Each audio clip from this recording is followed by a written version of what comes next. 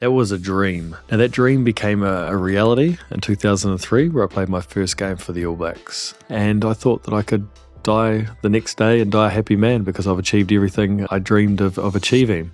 Today on Deep Dive, it's very exciting because I am joined by the legendary Dan Carter, who is one of the greatest rugby players of all time. And Dan is super famous all around the world, but especially in his home country of New Zealand, where he played for the All Blacks for over 15 years. Every morning I got out of bed, I wanted to be the best rugby player I possibly could. That's what was driving my decision-making almost each and every day. Now, Dan knows all about performing under pressure, but he's also encountered significant setbacks in his career. And since his retirement from the professional game, he's gone on to become a leader and an advisor and also a writer. We talk about how to overcome setbacks, we talk about how to figure out what your purpose is, and we talk about how to perform well under pressure and become a lifelong winner, of which a big part is defining success for yourself. The most successful people in the world live with pressure every day. So actually, it's not a burden to have pressure in your life, it's a privilege. All those thoughts of why me, why now, why such a serious injury, nothing made sense in my mind at all. Everything had just been taken away from me. Halfway on the journey back to the hotel, hey doc, is my World Cup dream over? And she's like, yes. And I just burst into tears. I cried all the way back to the hotel. But then, after a couple of days, I was like, well, hold on, what does an All Black great do in situations like this? So my purpose really helped me through this setback. Right, so recently I've started to think a lot about my health, and that's why I'm very excited to say that this episode is brought to you by Huel. Now, I've been using Huel since 2017, since my 5th year of medical school, but since interviewing the founder, Julian Hearn, on this podcast in season 1, and hearing the origin story of Huel and how it came together, Huel has now become a staple part of my life. Now, if you haven't heard of it, Huel is essentially a meal in a bottle. So each little bottle is like a shake that has 400 calories, 22 grams of protein, and a good balance of carbs and fats and fiber, along with 26 different vitamins and minerals. And obviously, when it comes to health, there is nothing that beats the gold standard, which is a healthy, nutritional, freshly prepared meal that has the perfect balance of all the things. But if you lead a particularly busy or hectic lifestyle, like I sometimes do, it can be hard to make the time in our schedules to get this absolute gold standard meal, which is why I personally like using Huel for those moments of my day or of my life where I don't quite have time to cook. I don't quite have time to try and go to a gourmet restaurant and sort of get some kind of healthy meal. I just want something that covers my bases in terms of the macros that I need, and that's pretty tasty as well. The Huel ready-to-drink bottles come in 8 different flavors. My favorite ones are banana and salted caramel, so if you find those, you should check those out. And if you're interested in trying these out, then head over to huel.com/deep dive, and with your first order, you'll also get a free shaker if you want the Huel powdered version, and you'll also get a free t-shirt. And these are quite nice t-shirts, they fit very well, they make the biceps look a lot bigger. So thank you so much, Huel, for sponsoring this episode. This season is once again being sponsored very kindly by Trading 212. Now, people ask me all the time for investment advice because they see that I've made money and I've made videos talking about where I'm investing that money. The thing that Warren Buffett and basically everyone who's sensible in the space recommends, which is to invest in broad stock market index funds, which you can do completely for free using Trading 212. Trading 212 is a fantastic app that lets you invest in stocks and shares and funds in a commission-free fashion. And they've got a bunch of features which are really helpful, which is why I personally use Trading 212 to manage a portion of my portfolio. So firstly, they've got this great pies and auto invest feature. So if you're interested in potentially getting into investing, what you can do is you can browse the different pies that different people have created on the platform. So you might get a hedge fund trader who's gone onto the platform and has created a pie of investments, having done a bunch of research and stuff. And that pie might be 20% Apple, 20% Tesla, 10% this, 10% that, but it's generally way more complicated than that. And you can see the performance of that particular pie of stocks and shares and funds. And then if you want to copy that pie into your own account, you can just copy and paste it directly in. And then you can invest any amount of money and it will automatically split it according to the allocation in the pie. So if you wanted to just play around with £100 and you were okay, that pie looks good, it will split out that £100 based on the allocations of the pie, which is pretty sick. They've also recently added support for multi-currency accounts. Now, this is really helpful because, for example, if you invest in the S&P 500, which is a US-based index fund, then you won't get hit with all the various foreign exchange fees if, for example, you're investing from the UK like I do. And if you have an Invest or an ISA account, then Trading 212 also gives you daily interest on your uninvested cash in pounds or euros or US dollars. So if any of that sounds up your street, then do please hit the link in the video description or in the show notes, and that will let you sign up to Trading 212. And if you use that link, you will also get a completely free share up to the value of £100. So it's literally free money, so you might as well. So thank you so much, Trading 212, for sponsoring this episode. This episode is sponsored by Kajabi, and they've actually got something really valuable for all of our deep dive listeners. Now, if you haven't heard of Kajabi, it's basically a platform that helps creators diversify their revenue with courses and membership sites and communities and podcasts and coaching tools. So it's one of the best places for creators and entrepreneurs to build a sustainable business. We started using Kajabi earlier this year, and as soon as we started using it, we were like, oh my God, why haven't we been using this product for the last 3 years? It's got everything you'd possibly need for running an online course or hosting an online community or building an online coaching business. And it essentially makes it really easy to run your entire online business, from payments to marketing tools to analytics. Kajabi has everything that we creators need all in one place. And actually, you don't necessarily need a huge audience to generate a sustainable income. A creator on Kajabi can, for example, make $100,000 by converting just 350 customers a year, depending on your price points. And in fact, there are creators on the platform that are making millions of dollars every year with fewer than 100,000 followers across the social media platforms. We've been using Kajabi to host all of our online courses since the start of 2023, from our $1 part-time YouTuber foundations to help people start off on their YouTube journey, all the way up to our $5,000 package for the part-time YouTuber accelerator, which gives you access to me and my team. And Kajabi does not take any cut of what you earn. Creators keep and own everything. The way Kajabi makes money is through the monthly subscription fee, and even though we generate literally millions of dollars every year from Kajabi, we're still only paying them a couple of $100s a year. And actually, in their lifetime, Kajabi have paid out over $6 billion to creators, that's billion with a B, and over 1,000 creators have become millionaires through products on the platform. Now, back in May 2023, I did a keynote at a Kajabi in real life Kajabi Heroes event in Austin, Texas. And in that keynote, I talked about the exact steps that I used to grow my business from zero to over $2.5 million per year from course revenue alone. Now, people paid for the pretty expensive tickets to watch this keynote at the Kajabi Hero live event, but as an exclusive deal for deep dive listeners, Kajabi have very kindly offered to provide the recording of that keynote completely for free to anyone who listens to this podcast. So if you're interested in getting completely free access to that keynote, just head over to kajabi.com/Ali. That's kajabi.com/ALI. And that'll be linked in the show notes and the video description as well. And you just enter your email address, and then you will get the recording of that keynote completely for free, whether or not you ever become a Kajabi customer. So thank you so much to Kajabi for sponsoring this episode. Dan Carter, welcome to the podcast. Thank you for inviting me. I'm excited, to talk to you today. It should be fun. You've just released this book, Dan Carter, The Art of Winning, 10 Lessons in Leadership, Purpose, and Potential. And I've been going through and highlighting a bunch of bits, which I'd love to talk to you about. And hopefully we can get some kind of actionable thoughts or takeaways or things that viewers and listeners can think about as they're watching or listening to this episode. How does that sound? Oh, that sounds great. And then it's a big part of the book. I released an autobiography in 2015 after I played my last international game for the All Blacks. And, I've read a few autobiographies and they're great and really insightful about their career, but I wanted this not to be an autobiography, something that you can take lessons away from, whether you have a sporting background, whether you're in business, or whether you just just wanting to be the best you possibly can each and every day. I feel like there's something in there for this book, and it challenge you to think about where you're at in your life and where you want to go. Nice. Yeah, one thing I really liked about this is that it's organized thematically, like purpose, resilience, humility, mindset, pressure, all this kind of stuff. And then within that, you do a great job of weaving in the stories.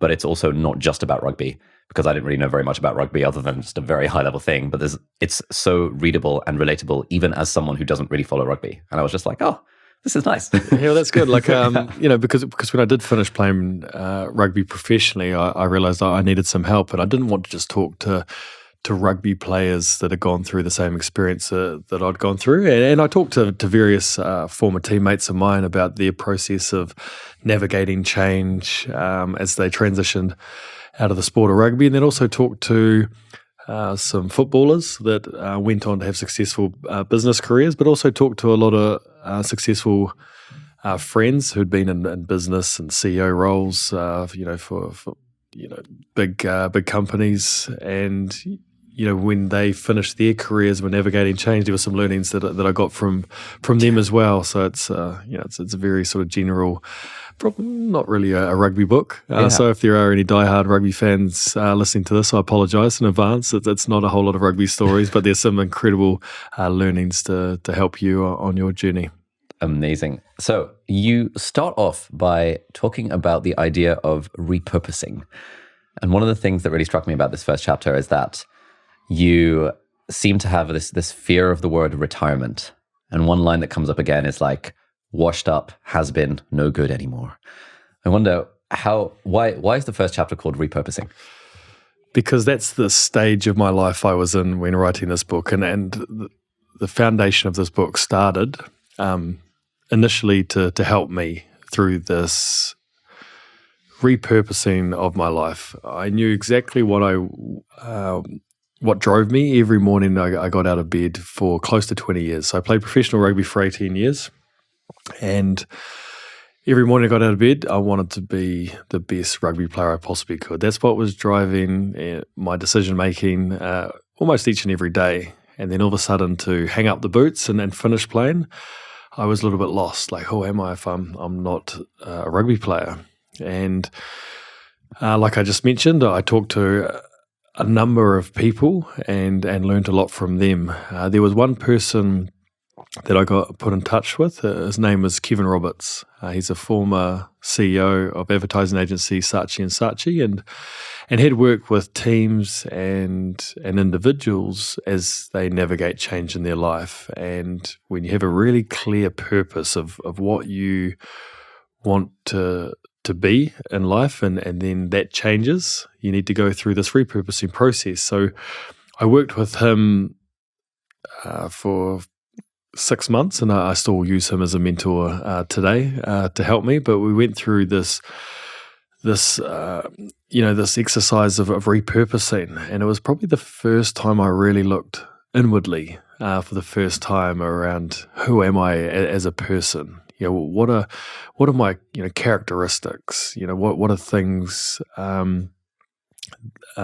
that really represent who I am, whether that's around my work ethic, whether that's the importance of family, whatever it is. We came up with a list of those things, and then also, what are some of my beliefs, things that have helped me be the person that I am today, things that I really hold myself accountable for. I also looked at things from my past.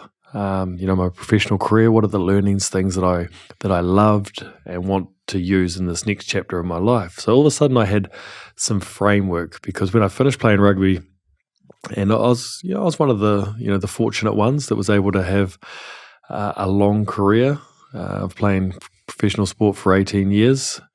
I was financially stable, so I didn't need to rush into a job, and I had time on my hands, so I needed to work out what was going to drive me. What was that thing that I'm missing every morning I get out of bed? And to be perfectly honest, I'm still working through that, but I now have some framework to help guide me. So when opportunities come my way, I can say no, because it's not the path and the direction that I'm walking towards, and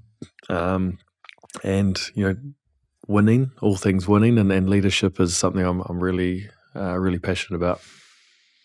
Nice. Yeah. I'd love to talk a little bit more about what is your purpose and like how you're thinking about that now. But I wonder if we can go back to during the rugby days, the sort of the first lesson you have here in your sort of 10 lessons in leadership, purpose, and potential is all about finding your purpose and using that purpose to set goals and to inform what you're doing day to day. So I wonder, for how did you think about purpose and goal setting when you were doing professional rugby? And then in a little bit, we'll talk about how you're thinking about it now. Yeah, it's so hard. It's not like you can just click your fingers and go, right, this is my purpose. I was lucky because I stumbled across mine. So as a 5-year-old boy, watching the inaugural Rugby World Cup in 1987, which was a Rugby World Cup that was co-hosted by Australia and New Zealand. And I was 5 years old and watching the All Blacks play, with my father on TV. And I still remember there was a player called John Kirwan, and he caught the ball and he ran the length of the field, beat 11 Italian players, which was the team that they were playing against, and score this incredible try. I went straight out into the backyard trying to implement John Kirwan. I wanted to be just like him. So I continued watching the World Cup.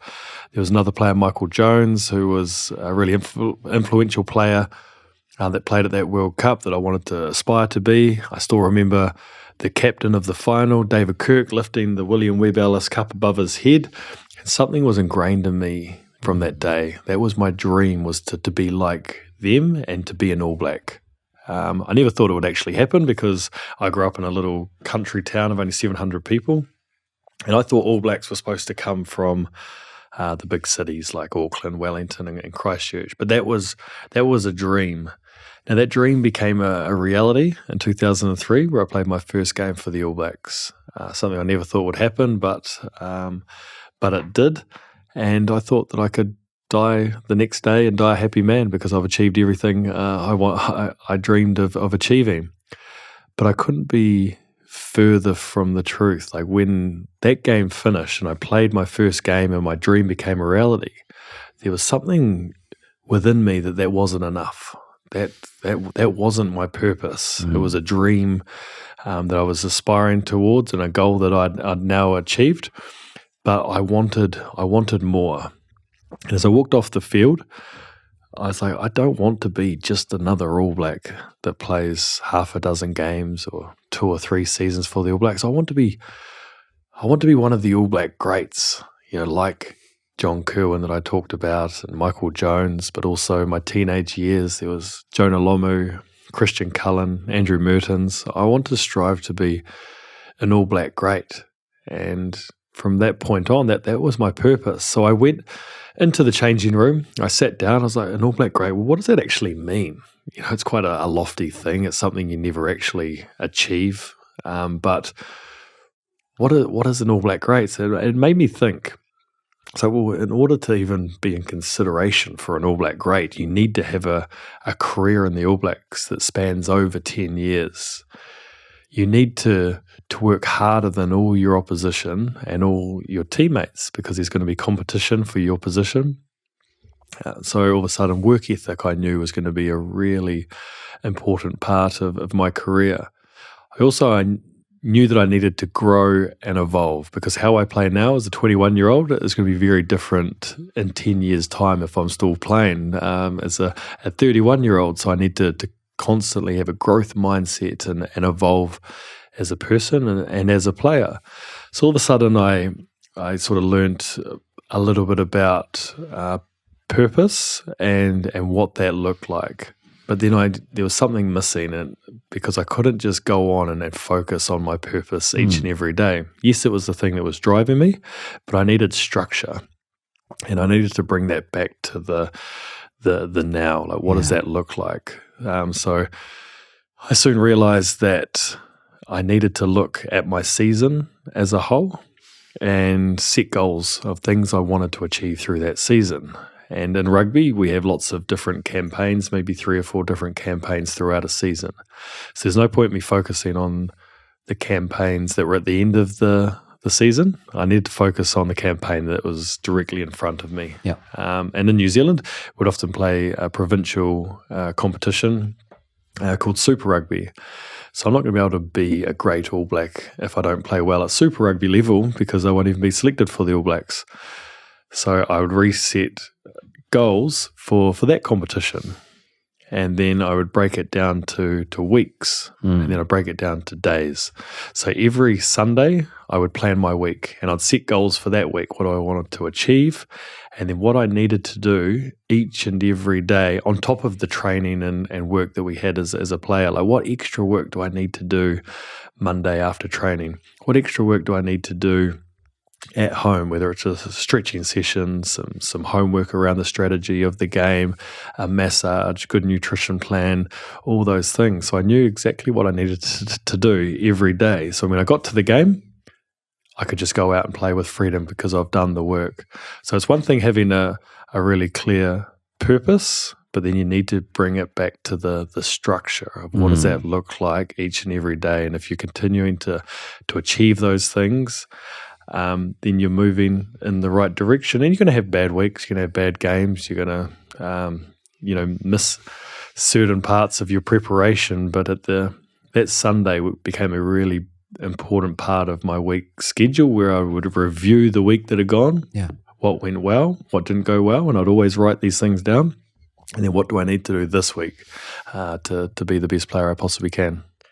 What really struck me as I was reading this chapter was When you break it down like that, it sounds really simple. It's like, well, you just figure out your purpose and you break it down into goals, and then you just look at them every week and you just figure out what you're doing each day. And I was just like, damn, like almost no one does that. Yeah, actually a lot of people have either read the book and go, oh my God, yeah, it's a great idea to actually sort of plan your week. But before you plan your week, you got to work out like what direction are you walking towards, and that's probably the most challenging thing of like working out what it is that you want to be and achieve. And I knew that I loved rugby, so it was a passion. Once you got to actually work out what you're good at and what you love doing, and if you have those things, then you can start moving in the right direction of what you want to achieve. What is your purpose in this part of your life, because it will change at various stages of your life. And I experienced that having finished playing, and it's a thing that you need to spend time and think about. And once you have that, the power of personal purpose is really important. You mentioned that initially, like throughout your childhood, the goal was to become an All Black. And then you get there, and then you're like, that's not it. It's to become an All Black great. And you mentioned that the goal of becoming an All Black, you sort of described it as being a dream or a goal, but not really a purpose. And so I guess, how do you see the difference between purpose, dream, goal, vision? It's somewhat semantic, but I'm really curious about like how you break those things down. Yeah, I think one thing that I've learned is a goal is something you can achieve. So I've become an All Black. I've achieved it. It's ticked. Whereas a really visionary purpose, it's something you strive towards, but you never actually achieve. It's not like I finished my career. I climbed up the mountain, I put a flag in and go, yes, I achieved my purpose of being an All Black great. I will never say that I'm an All Black great, but if you're in the conversation or other people are talking about it, then clearly you've done something right in your in your playing career. So it's not actually, it doesn't have a finish line, is what I'm trying to say. And another one that we learned as a team in the All Blacks, we just won the Rugby World Cup in 2011.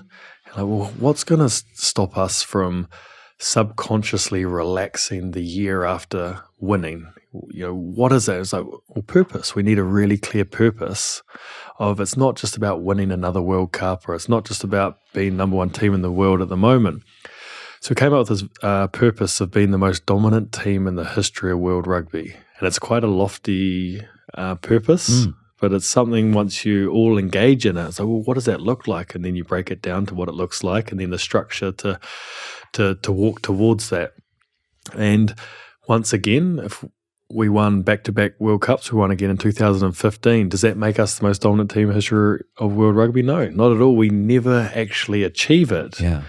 But there's some people talking about, because we're the number one team in the world for 9 years straight, almost a whole decade. So people are going, actually, that All Black team of 2010 to 2019 was, actually, we were in the conversation. Yeah. So clearly we'd achieved something through that period where we had a really clear purpose of where we wanted to strive towards. So that's the kind of lofty vision of a purpose compared to a goal where it's achievable, and then you achieve that, and then you move on to your next goal or whatever it is. So it sounds like the purpose is almost the direction, that's an inspiring direction to move towards. And it's sort of the horizon is like, you're never going to reach it. But by virtue of choosing that goal rather than that goal, for example, that purpose rather than that purpose, it changes the way you approach your goals and then your day-to-day life. Absolutely. And you'll see things that you want to achieve along the journey, and goals, and your planning and preparation as well to help you strive towards that. How important is enjoying the journey? It's hugely important, and I got a good lesson in my teenage years where I knew I wanted to be an All Black, and as a 5-year-old boy, you're not thinking of it as a career path, because rugby wasn't even professional back then. It was always a dream. And then I'm starting to make a few representative rugby teams, and I'm starting, okay, maybe I'm actually okay at this rugby thing. Maybe I should pursue it a little bit harder. So I left my little country school, Ellesmere College, and moved to a really rich rugby history high school called Christchurch Boys High. When I was in a big city, it was my last year of high school. I go, this is going to be the stepping stone to me walking towards my goal of being an All Black. Yeah. This is going to be a huge part of my career to keep on the New Zealand rugby scene, because I'm now playing for one of the best rugby schools in New Zealand. So I went to the Christchurch Boys High in the year 2000. I remember walking down the hallway and I was looking around at all these former All Blacks on the wall, all these trophies that they've won. As a little country boy, it was all too much for me. And I was like, no, but this is your dream to be an All Black. So I was really serious. I was like, right, I'm just going to be the best rugby player I possibly can. It was driving me. I had one of the worst seasons I've ever had, and the pressure was too much for me. I didn't enjoy it. I was too focused on rugby, and I finished high school, and there were a couple of senior rugby clubs that wanted me to go play for them. I was like, I've lost the love of the game. I didn't enjoy my last season as a rugby player. It wasn't fun. And I was like, I forgot why I play the game. And it's because I love it and enjoy it. And I wasn't enjoying the game of rugby. So what I did after high school is I didn't play senior rugby. I went and played social rugby with my friends. And it was a local under 21 competition, and it was one of the most fun seasons I've ever had. At this stage where we're 18, 19 years old, a very social aspect of the sport. So, we're playing a fun style of rugby. We're having fun off the field. We're growing as teammates and people and developing. It was so much fun. And I was playing some really good rugby again. And that's what I was missing the year before.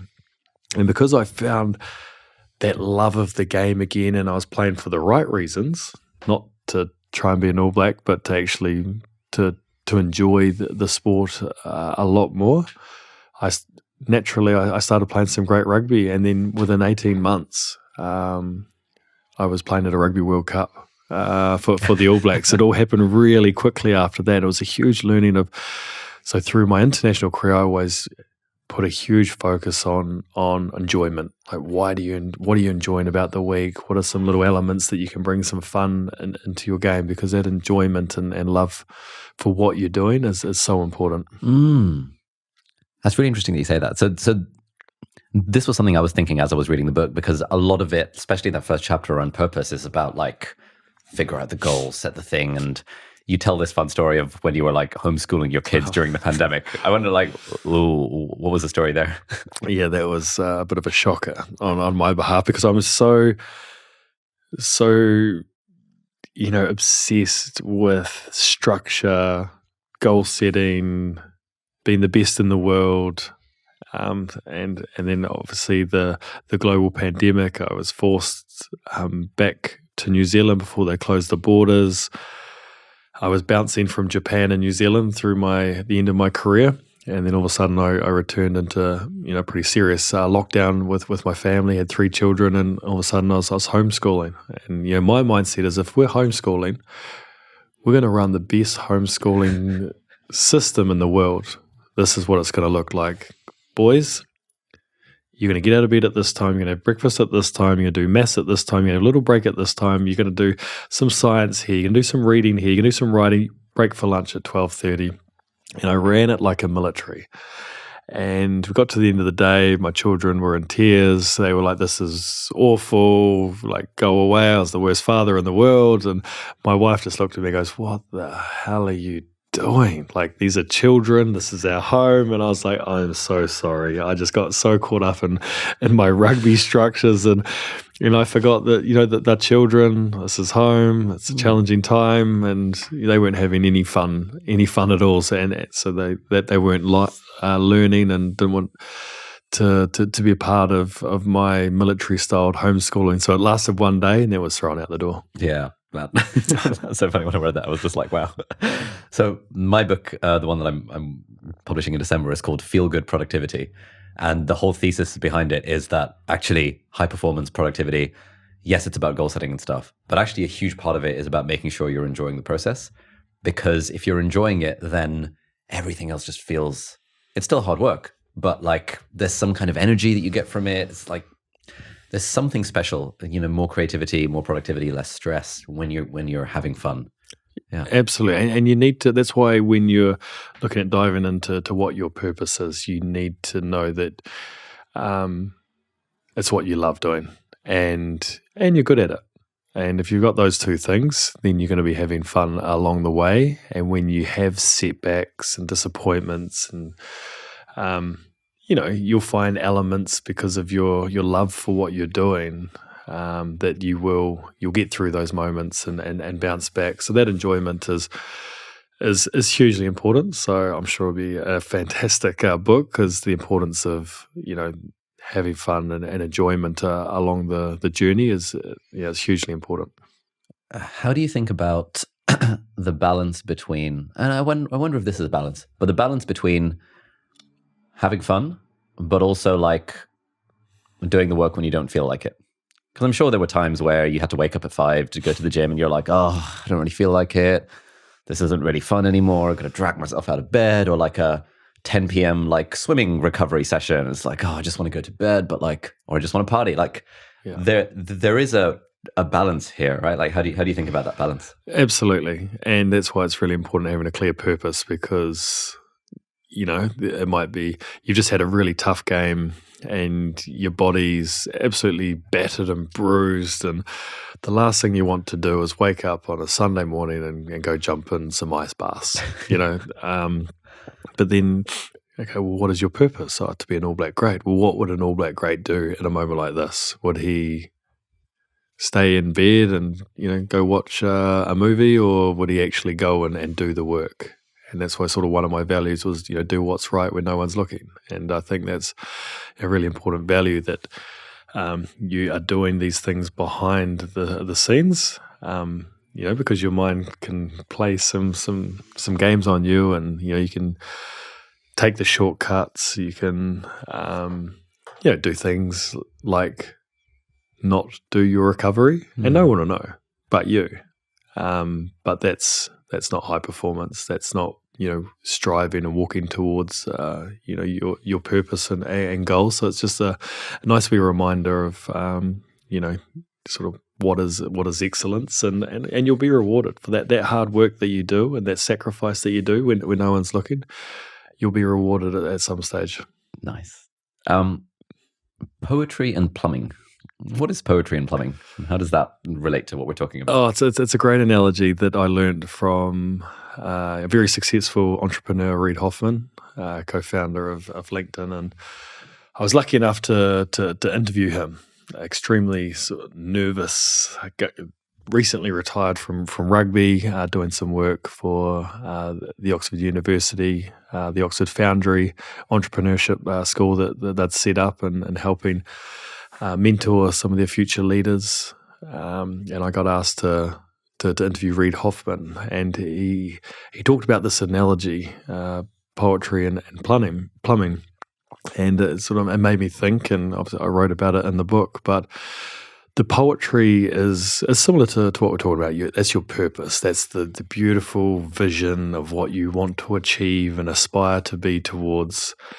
But you can't achieve that without the plumbing, the doing, the action, the day-to-day discipline and consistency of doing the work. So it's similar to what I talked about, is, when I walked off that field after my first test match, and I wanted to be an All Black great. That's the poetry. That's the beautiful thing that I'm aspiring towards. But then I had to break it down to, what does it look like each year? What does it look like each week? What does it look like each day? So I've got tangible things that I'm constantly doing each and every day to which is the plumbing to strive towards walking towards that poetry. So it was a great analogy, and he uses that in the business sense. So here I'd use it in sport, and now I was learning from one of the a fantastic entrepreneur like Reed is he used that analogy in business as well. So for example, in a team of business, you've got a team's purpose, what you're all striving towards for the team to be successful, and then you've got what it is that every single person within that team needs to do each day to keep the wheels in motion, to keep driving the team forward towards that beautiful piece of poetry that you're all striving towards. Yeah, it's a really nice analogy. That's what really struck me as I read it for the first time, and I was like, oh, this is such a nice way of sort of laying out the importance of both aspects of it. And I was thinking in terms of when I was in medical school, in a way my purpose at that point was to be the best doctor I can be. But obviously, anyone can have the goal or the purpose or the vision or whatever of trying to be the best doctor you can be. But fundamentally, having the poetry without the plumbing, it's just like a pie in the sky idea. It's just a hallucination. Whereas what it actually means is like, well, okay, what does that look like day to day? Yeah, you can't have one without the other. And that's the beauty. Well, you can, but, if you're just, I often see some people that don't have the poetry, this dream, this vision, and they're just going through the motions each and every day. And, they settle for mediocrity, and that's life. For me, that's not what's driving me. I'm all about high performance and wanting to be the best version of yourself. That personal growth. How can I get better each and every day? So to have that analogy of you can't have one without the other is a great way of looking at it. What does what does your Sunday review process look like? And how are you going about it? So obviously it was much easier when I was playing, because we were playing week in, week out. So you had really sort of clear goals of what you wanted to achieve each week, and then you had your training regime of you're training Monday, Tuesday, day off Wednesday, train Thursday, Friday, play Saturday, recovery day Sunday, etc. So it was very structured. And then all of a sudden that structure's taken away from you. You're not in the team environment. You're here by yourself. You've got your family. You've got your little business interests. You've got your portfolio of investments. You've got your new guideline after repurposing, a framework of what you're inspiring towards, and through that, I was like, I'm just kind of going through the motions a little bit, and I suddenly realized, well, you're not actually doing, your journaling, on your Sunday and planning your week, and so I knew that one of my values was to earn my beer, and that's a saying that I say, like, I get to the weekend, the end of the week, and have I done what I said I was going to do? Because if you have, you've earned yourself a beer. So well done. So I needed to actually put some things in place on a Sunday to make sure that I'm continuing to grow as a person and do things that I'd say I'd do. So now that I don't have rugby in my life, I'm still sitting down on a Sunday night, and it's a lot more general. So I'll come up with a phrase for the week, which is a bit like a goal that, and it's just something that's, I want to get to the end of the week and go, well, have you lived what you said you're going to live? And then below that, I would have, a couple of sort of one-liners. Make sure you're really present when you're at home with the family. Be nice and keep smiling this week. Yeah. Just really simple sort of one-liners to kind of guide me back to the phrase that's driving me for that week. I also understand that for me, being a former athlete, that the importance for my well-being is exercise. I need to exercise. So I'd often set goals that I want to achieve for the week, whether it's, okay, I need to do 5 training sessions this week, and stipulate what they are and when they are. So I make sure that I achieve that by the end of the week. I did what I said I was going to do. And then each day on the other side of the page, I write 3 things that I'm grateful for. Just so I have a gratitude book, which is right next to my week plan of what I'm trying to set out to do, and just really simple things, grateful to have, nutritional food for the family and I to eat. Grateful for, the sun shining today. Grateful to be able to spend time with my youngest son, Cruz, for the morning, whatever it is. Really, I often repeat. It's just a nice way to bring me sort of back down to earth and focus on, things, things that I have. Not the things that I don't have. And then get to the end of the week, I kind of review the week. Did I do the things that I said I was going to do? Did I do my exercise? Did I live, the values that I wrote out? And then did I own my beer? Yes. Or did I not? Okay, well, and it's not all perfect. I have weeks that I don't write things in, or I'm traveling or whatever, but I find when I do have that structure, it really sort of helps me know that I'm moving in the right direction. That's really cool. And do you do this in like a physical journal or in some kind of app or like? I'm quite old school. Yeah. So you often see, even at the end of my career, all a lot of my younger teammates were all, their iPads and doing a digital version of their goals and week planning, where I'm old school. I need pen and paper. As soon as I put pen and paper, it holds me accountable. Like I'm writing it down. And if I'm writing it down, I need to do this, because I get to the end of the week and I review it. And if I've written it down and I haven't done it, I feel like I've let myself down. I'm either getting lazy or I'm quite hard on myself. And there's no better feeling than achieving and doing things that you set out to do, even if it is the most simple and basic things. And with that breeds consistency and discipline are two things that can go pretty easy in your life. You can be motivated and do something really good for a month, and then it kind of dies off. With this routine and this structure, it really teaches me discipline.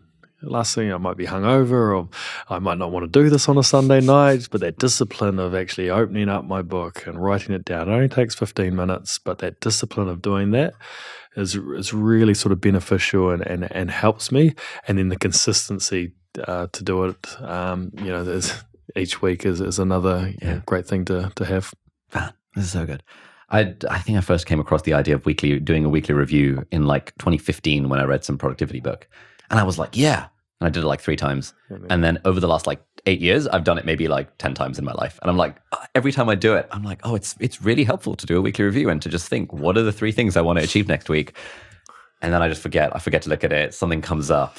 And yeah. Oh, it's so easy. It's so easy to be distracted. And, I mentor a couple of sort of younger athletes, and there's a rugby league player that I caught up with recently in Sydney, and we just caught up for a coffee, and he was going through a bit of a tough spot in terms of his form and things like that. And I just kind of asked him, because we'd been talking for about 18 months, and he was very sort of disciplined, and I was like, was there anything you're not doing that you were doing last year? He thought about it. He goes, actually, I kind of got a bit slack on my my week planning and journaling, and it was just something so basic, and so something that just kind of dropped off. The busier you get, that's probably one of the things that can drop off pretty quickly. And to be honest, it's quite hard for me with 4 children to have that time to be able to do that. And like I said, I have good weeks, I have bad weeks. Some weeks I won't write anything, and I'll kind of just not quite nail it. And it's the first thing I realize, if I go back to that, I have structure, I have discipline, I have consistency, and it helps me. And sure enough, the rugby league player I was mentoring, he got back into it, and he was like, thank you so much. That was the missing piece of the puzzle this year. He used to take time each morning where he'd just grab his coffee and just a little bit of one-on-one time with himself, and kind of jot down his thoughts and things that he wanted to achieve for the week. It was something so simple, but it can be something that drops off pretty quickly. Yeah, that's such a game changer. So then, when you do this, are you looking at it every day as well to figure out, like, what did I say in my weekly plan? Because I've got the daily gratitude. Just I can kind of just flick across to the next page and okay, it's just a little constant reminder. But the big review's more at the end of the week on the Sunday, where I get a general feel for the week, and whether it was a successful one or actually I need to work a bit harder the following week, and that sets you up for the week ahead. Man, this is so inspiring. I'm gonna commit to this. Like, this is just like game-changing stuff. One of the things I think towards the end of the book, you have a phrase which is that purpose is selfish. I wonder, what do you mean by that? Yeah, purpose can be quite selfish because it's something that it's very aspirational. It's personal purpose. It's what it means. It means to you, and what's driving you. Like I said, each and every day I was getting out of bed. And what does an All Black great do today? He works hard. He's at the training field, and I was setting those goals and things early in my career as in your early 20s, and then as life evolves, you start to have family, you start to have children, and here I was on this journey of striving towards greatness, and I kind of had my blinkers on at times where I was forgetting about the importance of family, spending time with them, because I was so focused on my rugby and what I wanted to achieve in rugby. So it can be a really selfish things at times where a lot of your decision making is is about yourself and what you want to achieve. But I think that's important, that you have that, but you find little pockets to be able to interact with other things that are really important to you as well. So it's not 24/7. You're focusing on rugby and whatever that is driving you. You need balance in your life, and I guess at times I didn't have the best balance. You've gotten to know a lot of really high performers. You've interviewed them. You've become friends with them. Have you met anyone who you feel has a good balance between striving for high performance and also having a very balanced and healthy sort of personal life, family life? It's really hard to engage. You kind of meet someone and you have assumptions that they're really good at life outside of what they're known for, but unless you really know them closely as a friend, a lot of people will say, okay, well, Dan Carty's really successful with what he achieved in rugby and life after rugby, and he looks like a pretty good father as well. Whereas something I learned was I was so focused on rugby that I thought providing for my family was signing lucrative contracts overseas and playing in France and trying to win competitions in Europe, and then going to Japan, trying to win Japan competitions. And what part of that is being a good father when your children, they just want you around, they don't really care. So can you be the world's best father and the world's best athlete? That's what I was really struggling with. I wanted to, but I felt like I couldn't. And often I'd come home and I'd had a bad game or didn't perform as well on the training field as I would have liked. I was taking work home with me, and wasn't being as present as I should have been at home. So I was struggling to have that balance of adapting sort of one to the other. And there were times where I actually just needed to turn off my phone or just give myself a little pep talk before walking in the door at home. Say, okay, just leave that until tomorrow, and just be present and being the best father doesn't necessarily mean like stop everything to be a stay-at-home father. It's just more about sort of engaging and being present. So it was a huge learning for me, and it's still something I need to work hard on because it's not easy. By the way, in case you haven't heard, the book that I've been working on for the last 3 years is now available for order. It is called Feel Good Productivity, and it's available on Amazon and all other major retailers. And you can check out the website feelgoodproductivity.com for more information and links to where you can get yourself a copy. Yeah, one thing that my CEO coach does is he sets alarms on his phone.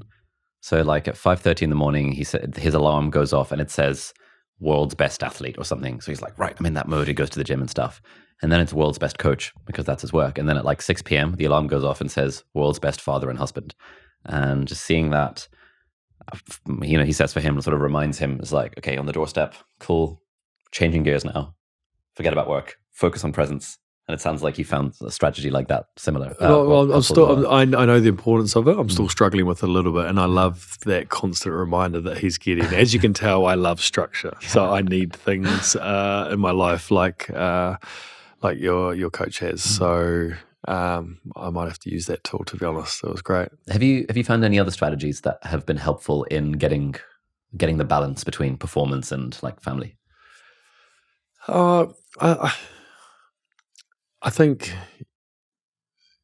so I was really focused on rugby, and then the pandemic, and I was in a, lockdown with children where it was like one extreme to the other. And I was kind of struggling because I'm kind of the mentality of I'm all in on one thing or another. And I was struggling to do little parts of things here and there. So I went to the other extreme. Okay, well, I can't play rugby now because there's no sport. Right, I'm going to be really engaged with the family, sort of help out, do everything. And then things started to open up, and then I went straight back to work. Okay, I can travel now, I can look after my sponsors, and I'm like, and I kind of was bouncing between one or the other. So it was just sort of constant reminders. Putting that week planning was really important, so I know, okay, well, Wednesday, I don't have a lot of work on Wednesday, so coaching my son's rugby team, so that's a great way to connect with him. So just having little pockets similar to what your coach was saying, and just nailing each sort of moment that you're in, and not drifting. Nice, that's great stuff. I wonder if we can turn to the idea of pressure. And one of the lines that you say in the book is pressure is a privilege. I wonder, what do you mean by that? Yeah, it's something that we had to change our mindset on as a rugby team. We loved dominating teams and beating them by 30 or 40 points, and we were good at doing that. We're the number one team in the world, 2005, 6, and 7, going into Rugby World Cup. And all of a sudden, we were put under excruciating amounts of pressure by a French team in a quarterfinal, and we didn't want to be there. And it was a burden.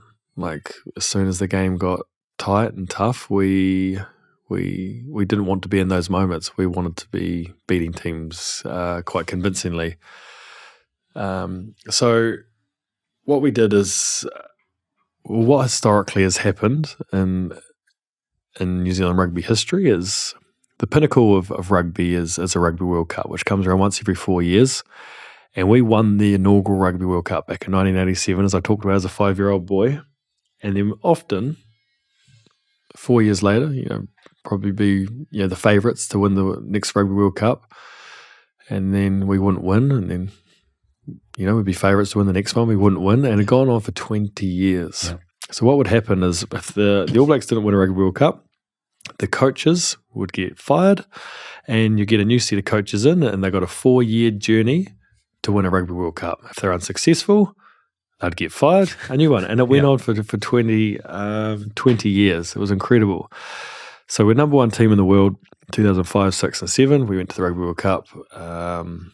We lost in the quarterfinal to France. Couldn't deal with the pressure. They had a heroic performance against us and won. So what I thought would happen is they get rid of the coaches, and we'll get a new set of coaches. They come in and we'll work towards the 2011 Rugby World Cup. Credit to New Zealand Rugby, they reappointed the coaches, and they said, look, you need to learn why you were the worst performing All Blacks side in the history of Rugby World Cups. We knocked out the quarterfinal, and it was a really bold move by the rugby union. So they kept the coaches, Graham Henry, Wayne Smith, and Steve Hansen, and their job alongside the leadership team was to learn what went wrong. What was it? And we soon realised that we were amazing athletes at that World Cup, great rugby players.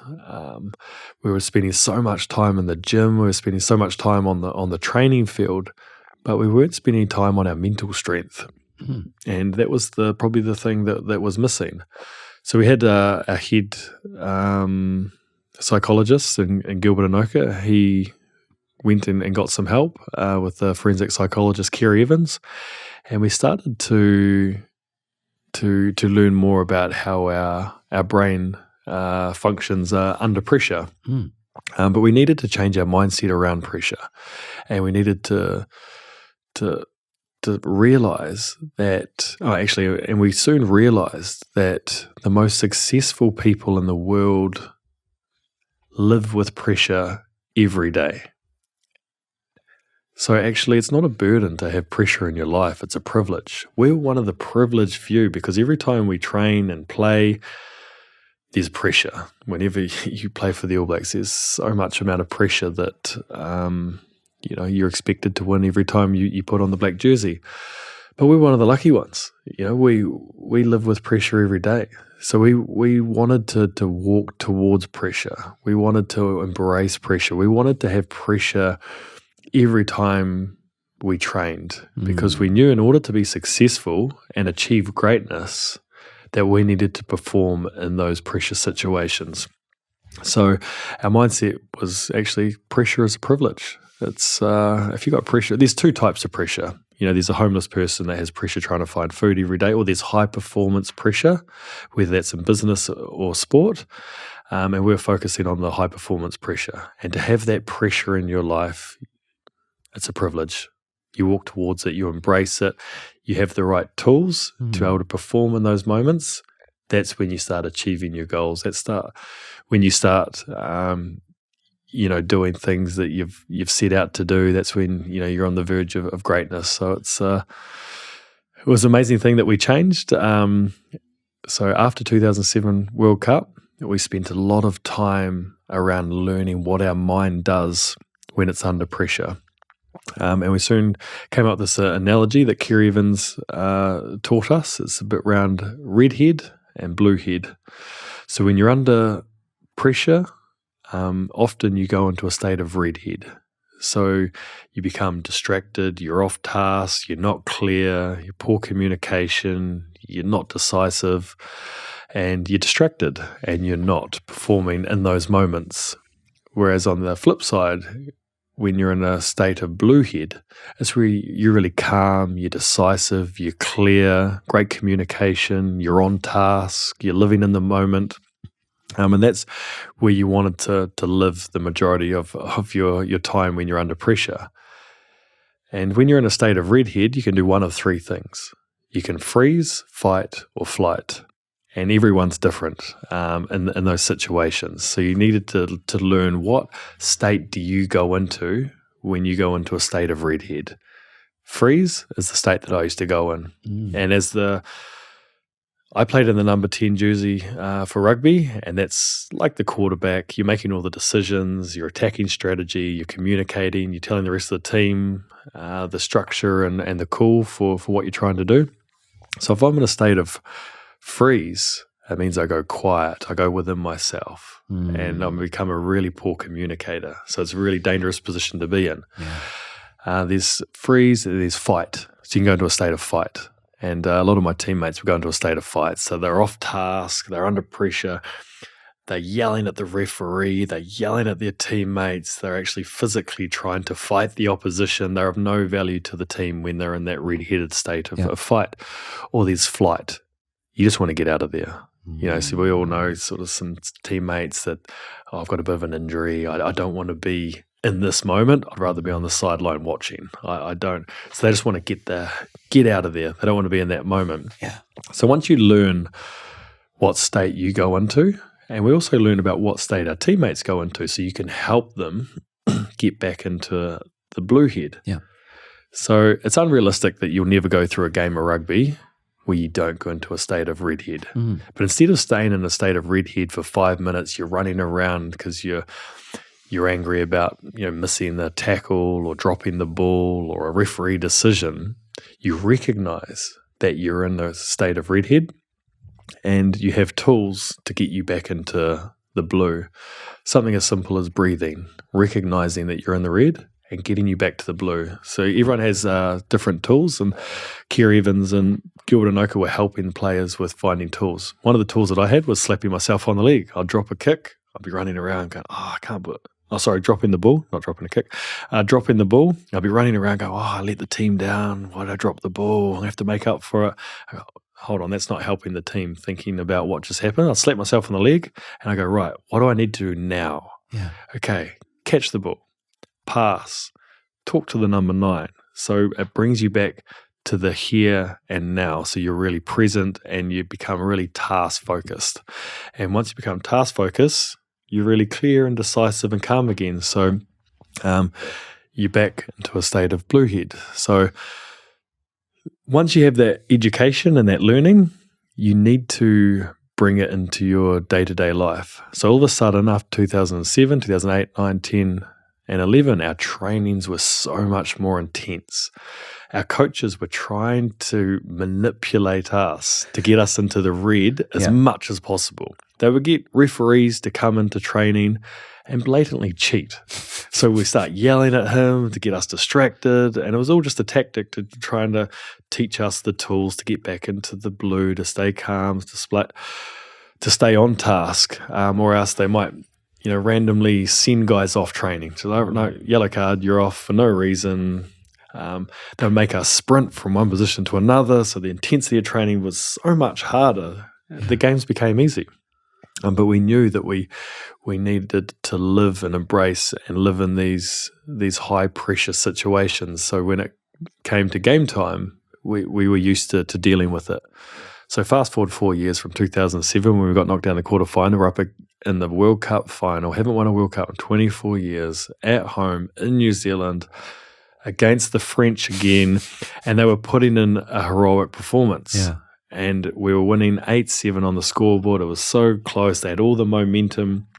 And instead of the players on the field, being in a state of freeze, fight, or flight, which happened in 2007, the guys loved being in that environment. They had great eye contact, great body language, really clear lines of communication. They knew in order to win a World Cup that they had to be in moments like this. So they embraced it and they absolutely loved being in that situation because we've been working so hard for the last 4 years for that moment. And we went on to win that World Cup, first time in 24 years. And a lot of it was off the back of having the right tools to deal with pressure and spending time on our mental strength and controlling our mind. It was a huge learning. I wish we spent more time, on the psychology of controlling our mind earlier in our career, because there was some real growth in that. And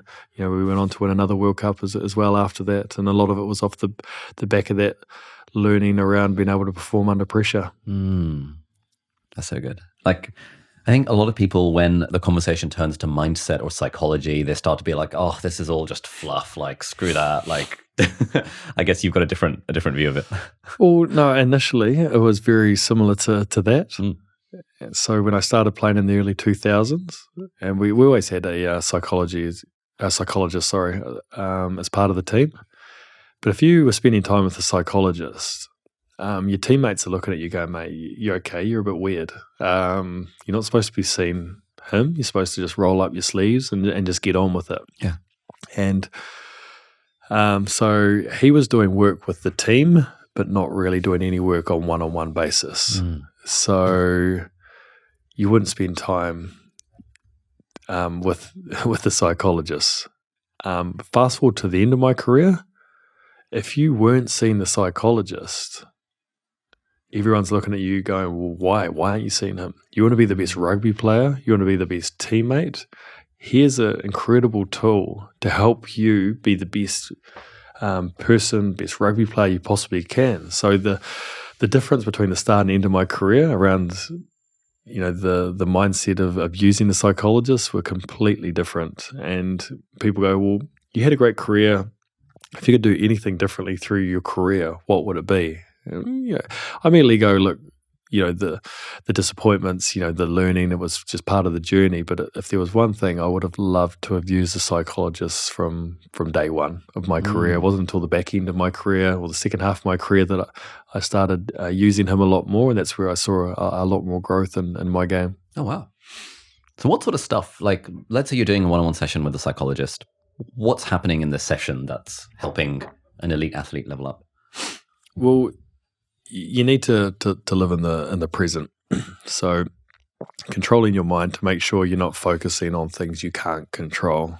Far too often we spend too much time worrying about the outcome, and we forget about the process, and the outcome will take care of itself. So it's a constant reminder of what does your structure look like, and it might be a really important game this weekend that means a lot more, and all you're thinking about is, oh man, I hope we don't lose, or we have to win, otherwise New Zealand's going to go to a minor state of depression if the All Blacks don't win a World Cup, and that's actually something that happens after Rugby World Cups. If we don't win, so there's all sorts of pressure, and all of a sudden you're focusing on the outcome. So he is really good at bringing you back to what do you need, the process, like what do you need to do now, and then you'll go away from a session like that with really clear focus, and every now and then you'll find your mind drifting. And that's right, I got to bring back I've written down a plan of like what I need to do each hour, and I bring back to the here and now. So they just remind you of what you're focusing on. They also spend a lot of time on having the right tools to control your mind. So a lot around the red head, blue head. So we spend a lot of time of like working what state you go into and what you can do to bring you back into the blue head as well. But often it's just someone to talk to, about the pressures of life. I've used them for, if stuff isn't going well off the field, just someone to kind of know that they're there to help, and just going to talk to them. And, it was always, a really energetic thing. You walk out of, a coffee or a cup of tea with a psychologist, and you're just talking, and you walk out like really energized. Okay, right, really refocused and really sort of excited about, what the rest of that week looks like. There's a phrase I heard recently, which is that if you ever hire a coach, the more expensive the coach gets, the less practical the advice becomes, and the more about psychology and about mindset and about like emotions and all of that kind of stuff it becomes. Because I'm sure a lot of the CEO coaches I know who are being paid like tens of thousands of dollars per hour, it's not really about business strategy. It's about controlling your mind, controlling your emotions, and people just get so much value out of that. That's the biggest sort of growth in sport that I've seen. So a lot of teams they're training pretty much the same in the gym or on the training field. It's that team that has the culture and also the mindset to want to be the best. And if you're not on every single game, then even if you're just 2% off mentally, you can get beaten by 30 points. It is just that little, subconsciously you relax, or you haven't prepared in the right way, or you don't have that mental edge that you did the previous week, then it's a really dangerous place to be. So having mental skills coaches to help make sure that there is edge in your preparation. There's real genuine preparation that's going in as well. You're not just ticking boxes. You're doing it for the right reasons. And there's a lot of growth that comes. It comes with working with a mental skills coach. What's the culture around talking about feelings and emotions and stuff? Because I imagine like group of lads, the All Blacks, are sort of like all these guys are absolutely jacked. The whole narratives around masculinity and stuff tends to underplay talking about feelings, talking about emotions. Is that something that you guys have dealt with? It's something that's evolved. The importance of the players' well-being is it's a priority in a team like the All Blacks. And once again, like when I first started, it's something you don't show your emotions. You just kind of, like I said, you roll your sleeves up and just get on with it. It's the masculine thing to do. Rugby's a masculine sport. You go out there, you go to war, you bash each other, and then you have a beer afterwards, and it's a bloody good week, mate. And whereas now I've seen, player-driven, sort of wellness groups where, they sit down around a bowl of kava. I'm not sure if you know what kava is. It's like The champagne type thing. No, kava's like you get it a lot in the Pacific Islands, Right. Fiji, Samoa, Tonga. It's a root vegetable that's ground down and it tastes and looks like muddy water. Okay. You kind of sit down. It's a traditional thing that the Pacific Islanders do, and you just kind of sitting around and you're just playing the guitar and you just actually end up talking about anything, and sort of spending a lot more time, just talking a lot more openly than we used to, and I think the younger generation, the millennials in the team in particular, they're a lot more sort of open and sensitive to those kind of conversations, where sort of my era is something that you'd never do. Yeah. You'd never ask a mate, "Oh, how you feeling?" because the answer would be, "Yeah, good." Yeah. and that's the end of the conversation. It's a lot more open, and also as a management group, spending much more time on working on the individual. So another value that we had in the All Blacks was better people make better All Blacks. So far too often in the history, we'd focus on trying to be the best. The product is the rugby player. There's no sort of human element. We just want you to be the best rugby player. Yeah. But we soon realize, actually, if we work out who you are, the person, if we can better you as a person, help you connect with your family, help you be a better citizen, make you feel like you've got a real sense of belonging in this environment. We care about your family. We understand how many children you have, who you're married to, what village you grew up in, what culture you come from, and we celebrate that. Then that's an environment where we're helping you as a person. And if we're helping you as a person, the end result is you being a better All Black. Yeah. Because you've got the sense of belonging. You're like a family. You want to repay the management, the coaches, your teammates that really care about you as a person. Like, well, actually, that helps me feel a lot more comfortable. I'm going to go out there and be the best rugby player I possibly can. So better people make better All Blacks is something that we live by. Just on the note, so you mentioned family. One thing that we're struggling with in our team, in the business, and I know a lot of people struggle with this as well, is the balance between, hey, we're one big happy family where we're all out looking out for each other and no one ever gets fired, versus we're a team where you're always kind of competing for your place on the team, because you know that if you're underperforming, someone else is like, you're letting the team down. How do you guys think about the balance between the family vibes and this is a high performance sports team? Yeah, it's really it's a great question, because some of the meetings that I've been in were leadership meetings, meetings with the leadership group and coaches have been quite challenging in terms of huge debates, because as New Zealanders, we at times avoid conflict. We just want everything to be happy families, everything's great, This is good. But in order to have growth, I think you need to have hard conversations. You need to push your case and debate things.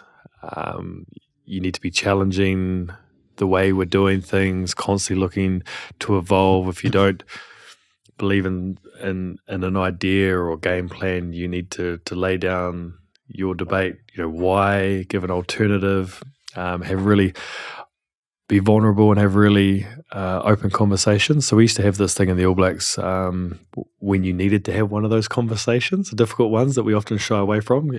It's called entering the danger. So I'd say, Ali, can I enter the danger with you?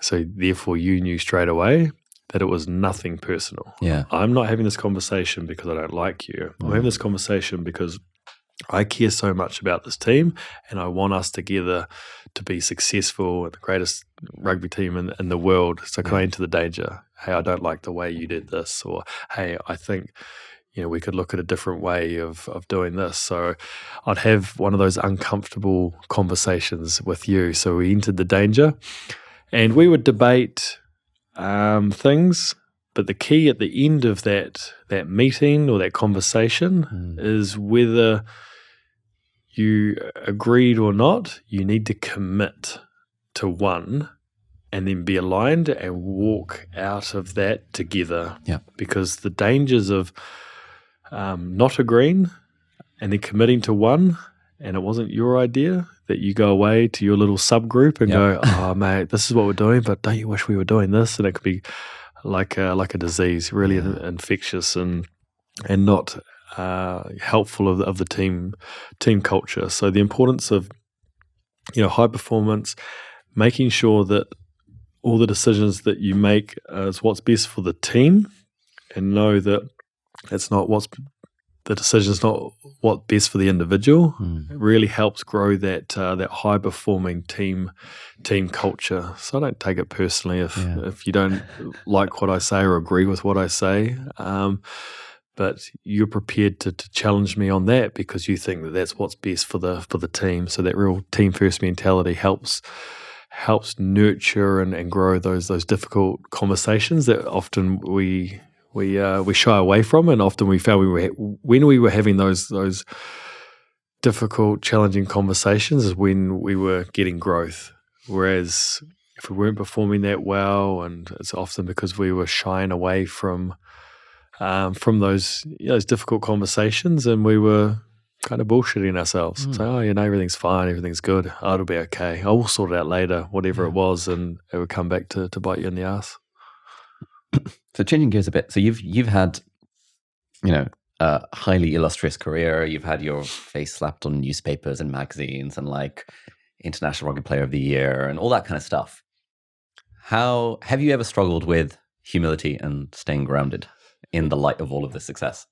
Absolutely, yeah. It's a huge value of mine, and also the All Blacks, is to remind yourself who you are and where you come from, and through all the success and accolades, you can be challenged on not getting too far ahead of yourself. So it's really important for me to have a really close group of friends and family that would, call me out when I was getting a little bit ahead of myself and thought I was a bit better than I actually was. After every good game I'd have for the All Blacks, the All Black New Zealand Rugby CEO would often find me at the after-match function, and he'd always just kick me on my feet. He'd just kick my shoes. Okay. The first time he did, I was like, what are you doing? He goes, I'm just making sure your feet are still on the ground. And it was just a little constant reminder, just, great game. But just don't get ahead of yourself. Just continue to remember that you wouldn't be able to do that without your teammates, and the hard work doesn't stop now. But there's been occasions where I made poor decisions.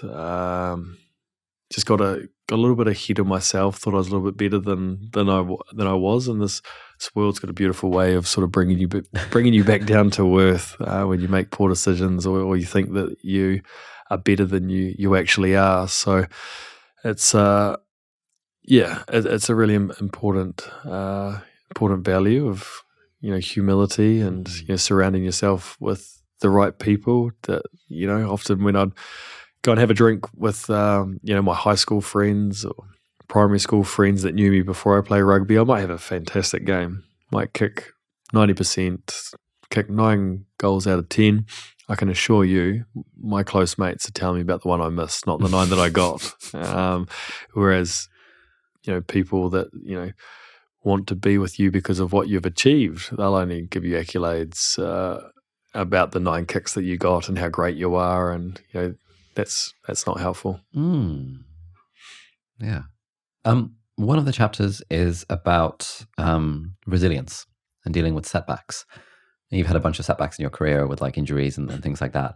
And I know that, anyone listening to this or watching this will have also experienced major or minor setbacks in their life where they've maybe had a goal or a vision or a purpose to work towards, and then the universe has dropped a piano on them and like something bad has happened. In your world, the world of elite high performance, what are some strategies that you and your team have found helpful for dealing with setbacks? Yeah, it's hugely important, particularly in today's world. You need to understand we don't live in a a perfect world. There's going to be disappointments. There's going to be setbacks. You're not going to achieve every single goal you set out to achieve. But having the right tools to deal with those situations can be a huge advantage, give you so much motivation, give you real strength and desire to to learn from those moments. So a lot of people look at my career and just focus on the success, but I firmly believe the person I am today is not because of the trophies that I've won or the accolades that I get. It's because of the difficult times, the setbacks that I've had, and that the things that not many people sort of know or learn about. And that's what I wanted to share in the chapter in my book around resilience and having the right tools to deal with resilience. So there's an amazing story that I tell that I used to hate to talk about because it was at the 2011 Rugby World Cup where we went on to win it. And I'd been the vice captain of the team for 3 years behind the great Richie McCaw, but I'd never captained the All Blacks. Whenever he wouldn't play, I wouldn't play for whatever reason. But in the last round robin game of the Rugby World Cup in New Zealand, I got the phone call the day before the game, the last round robin game, to captain the All Blacks. One of the best phone calls that I've had. And of course I said yes. Richie McCaw pulled out late with a little niggling injury. And here I was, really proud moment to captain the All Blacks for the first time. So I went off to the press conference day before the game to talk to the media about how proud I was to finally captain the All Blacks. What a special moment it was for my family and I. Went off to our final training run, which is called the Captain's Run, which is the captain gets to decide what you do. So it's quite a proud moment. This is feeling good. It's been a great day for me. We went through the captain's run. I always finish the captain's run with a few shots at goal. And I've been kicking goals ever since I could walk. Dad taught me to kick with both feet as soon as I could walk. So I've kicked millions of kicks in my life. My last shot at goal, I was lining up the kick, and as I came in to kick, and the impact of my boot hitting the ball, I dropped to the ground, and I had a serious injury. And my groin had just... it actually torn off my pubic bone, and I just fell to the ground in extreme agony.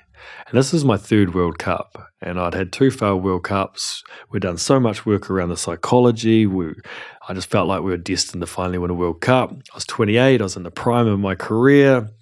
Everything was going so well. I thought, this is my time. This is my moment. And then for it to all be taken away by such a serious injury, I was devastated. So I rushed off to the medical center where I had scans. So I was with my doctor and then the specialist, my doctor, was like, do you want to see the results? And I was like, no. I knew in my mind that my dream was over. And I'm a firm believer that things happen for a reason, but this was going to be my last World Cup. And all those thoughts of why me, why now, why such a serious injury, nothing made sense in my mind at all. Everything had just been taken away from me. I jumped in the car to go back to the hotel, and halfway on the journey back to the hotel, hey doc, is my World Cup dream over? And she's like, yes. And I just burst into tears. I cried all the way back to the hotel, went to my room. Players would come through, coaches would come through but they couldn't say anything. There's nothing that they could say could change this. And it was just like dead silence every time someone came in. It was nice to know that they were thinking of me and make the effort to come, and that helped. But I was distraught. So I was angry. I was sad. I was disappointed at all the emotions, running through my body. And but then, after a couple of days, I was like, well, hold on, what does an All Black great do in situations like this? So that my purpose really helped me through this setback. What does an All Black great do? That's right, an All Black great rehabs this injury better than anyone's rehabbed this injury before. An All Black great resets goals. You said that an All Black great needs to play for 10 years or longer. So I signed a new contract to play for another 4 years in New Zealand to get me through to another World Cup. And also an All Black great puts the team first. So what does the team need me to do now? Well, I'm injured. so I need to help the player playing in my position. He went on to get injured as well, so they brought in another player, so I had to help him. He got injured. He went to our fourth-string number 10, and it's a great story because the fourth-string number 10 went on to kick the winning goal in the World Cup final. But through that process, there were some great tools and learnings to help me deal with resilience. The first one was the importance to grieve. So far too often, I see people have a really setback disappointment and they move on, really positive. It's not that important. It's not that important. Actually, right. No, really positive mindset straight away. And I've seen that it, bites them in the ass further down the track because they don't deal with your emotions straight away. So it's important to grieve, deal with your emotions. So much so that when I have an injury, my wife knows to stay away from me for 24 hours because I'm not a nice person to be around. I'm grumpy, I'm angry, I'm just processing it all. Yeah. But there needs to be, you need to flick the switch at some stage. So for me, it was 24 hours, and depending on the severity of the setback, it can be a little bit longer, but there's no point me moping around the hotel room for the next 2 weeks feeling sorry for myself. So I do that for 24 hours, I flick the switch. That's when I change my mindset into a positive one. Okay, what are the goals that I want to set now that I've injured, whether it's your rehab or longer term of in 4 years' time. So I reset my goals. That's another really important thing of dealing with a setback. So that's really helped me, and I had this new motivation to bounce back from this injury. Yeah. 2012, I got named 12 months later, World Rugby Player of the Year. So I returned and had a fantastic year. 2015 Rugby World Cup was one of my sort of best Rugby World Cups that I ever played. Sort of man of the match performance in the Rugby World Cup final. I was able to bounce back. All of a sudden, 4 years earlier, when things weren't making any sense, they all made sense now. All those moments and setbacks were built up to make me a stronger, more motivated player in 2015. So I kind of sit across from you today knowing that, the person that I am today, a lot more sort of resilient and have the tools to help deal with resilience is because of those setbacks that I had through my career. Love it. We've got a couple of minutes left before you have to go. I wonder if we can flick to the back of the book and talk through some of the exercises that you recommend people go over. So I'm just going to read some of these, and then I just love you to just riff on these as sort of like why we've added these exercises in. Absolutely. Question number one, what are the 3 positive words that best describe you? And what are the 3 positive words you would like people to say about you when describing your character? That's an interesting question. Like, what's the rationale behind that? Yeah, I think it's nice to think about sort of positive and the direction that you're wanting to go. It's like it's an aspirational thing. Yeah. And it's determined by someone else. It's not you saying, I'm caring, I'm kind, I'm hardworking. It's words that you want people to say of you, because similar to your purpose, if you're in that conversation of those things that people are saying about you, it's clearly that's what you're portraying. So it's a thing to kind of challenge you a little bit about the type of person that you want to be seen as. Nice. Question 4, where do you want to be in 5 years and in 1 year? So I guess the question there is, so you've got your purpose, which is to be an all black great. And then are you thinking about like, what does the 5-year version of this look like? What does the 1 year version look like? Yeah, I mean, and it depends sort of what stage people are in their career. But like we've talked about, your purpose isn't something that you can achieve in 1 year or 5 years. So you need to kind of set goals and targets, and that's why having those 2 sort of 1 year and 5 year targets of kind of where you want to be, that's in line with your purpose. So they're kind of goals that you're striving towards, that you're wanting to achieve. That's aligned with your purpose. Nice. Question 8. What is your one-word equity? What is a one-word equity? Yes, that's an interesting one, and I talk about it sort of in detail in the book. But it's like it's almost like a I don't want to say a spirit animal, but it's like, what is the one thing that really defines you? Your character. For example, my wife's one word equity is nurturer. Like, she just nurtures our family, the children. She's constantly wanting to look after and care and grow the people around her. Yeah. My one word equity is ambassador. And when you think of ambassador, you think, okay, ambassador for a lot of companies and sponsorship deals. But no, like, I'm an ambassador for New Zealand. Like, I'm really proud about where I come from. I'm an ambassador for what I think is the best sport in the world, rugby. Yeah. I'm an ambassador for for family. I'm an ambassador for various things, and that's just I'm ambassador for winning. So yeah, that's your one word equity. It's just one word that can, in a way, sort of define who you are. And I guess it's season specific, because I guess your one word wasn't always ambassador.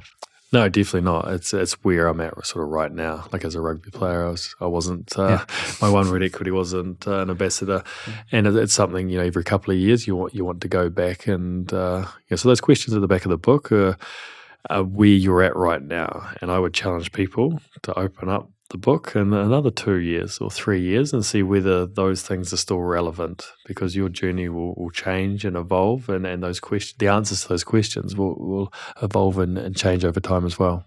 And then final question, one thing that you've alluded to a few times in our conversation, you said one of my core values is ... Any tips? How does, like, if someone's reached the end of this episode, they've been listening to us for the last almost 2 hours, how might they go about figuring out what their core values are?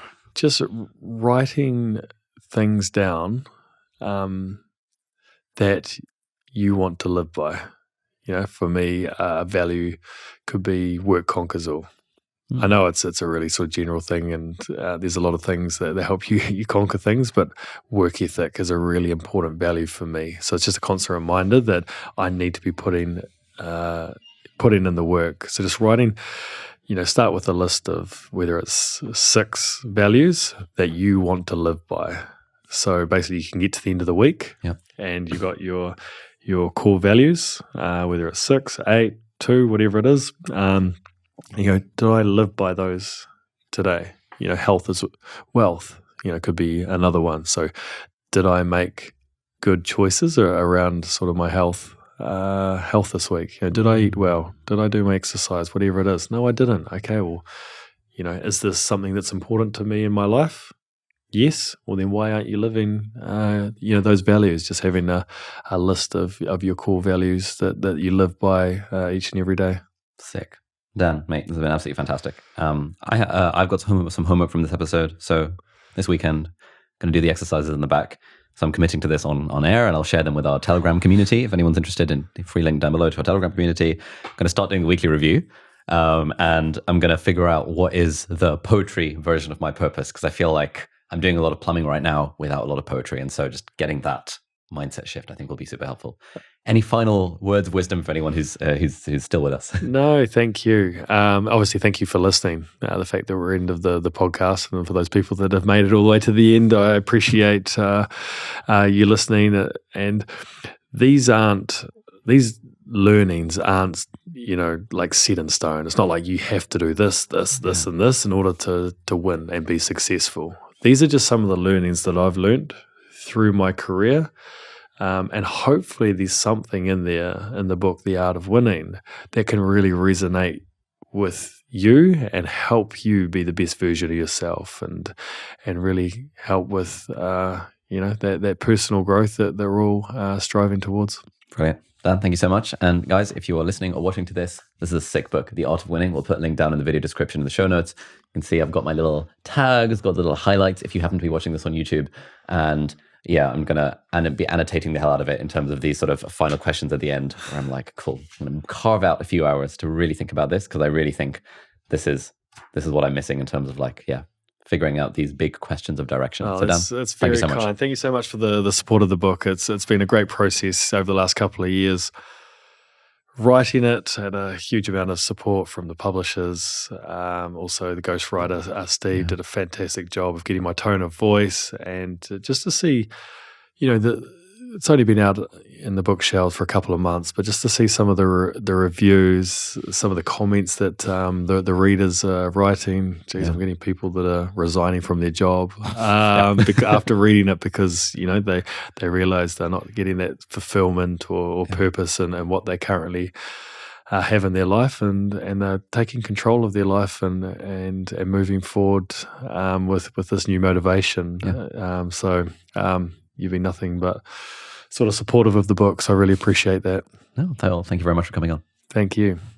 All right, so that's it for this week's episode of Deep Dive. Thank you so much for watching or listening. All the links and resources that we mentioned in the podcast are going to be linked down in the video description or in the show notes, depending on where you're watching or listening to this. If you're listening to this on a podcast platform, then do please leave us a review on the iTunes store. It really helps other people discover the podcast. Or if you're watching this in full HD or 4K on YouTube, then you can leave a comment down below and ask any questions or any insights or any thoughts about the episode. That would be awesome. And if you enjoyed this episode, you might like to check out this episode here as well, which links in with some of the stuff that we talked about in the episode. So thanks for watching. Do hit the subscribe button if you aren't already, and I'll see you next time. Bye-bye.